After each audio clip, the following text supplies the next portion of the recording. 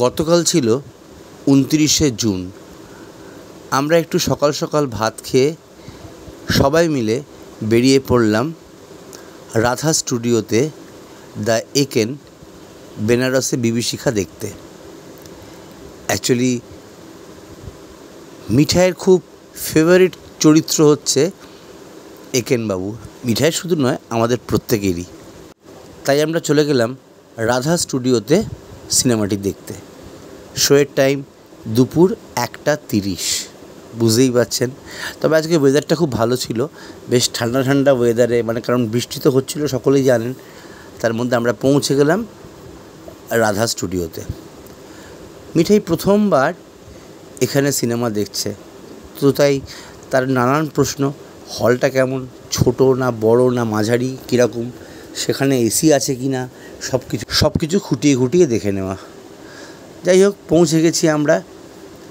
মিঠাই কিন্তু এক্সাইটেড, কিন্তু মুখটা একটু কীরকম একটা গোমড়া গোমড়া করে আছে। আমি জিজ্ঞেস করলাম, হ্যাঁ রে পাপা, তোর এত মিষ্টি হাসি, তুই হাস তো।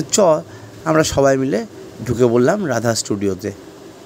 দেখতেই পাচ্ছেন আমরা 4 জনে মিলে যাচ্ছি। এখানে যে সমস্ত পুরনো দিনের সমস্ত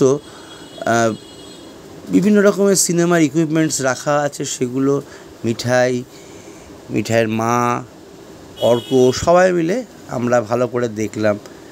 সত্যজিৎ রায়ের যে সাউন্ড মিক্সারটা রাখা আছে, সেটাও তো মিঠাই দেখে একদম আনন্দে আত্মহারা হয়ে গেল।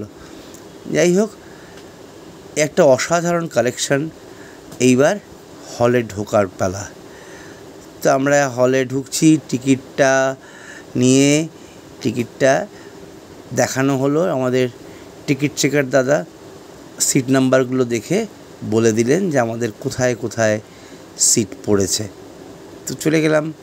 হল মোটামুটি ফাঁকাই ছিল প্রথমের দিকটায়, তারপর ধীরে ধীরে হল একদম ভরে গেল, একদম হাউসফুল।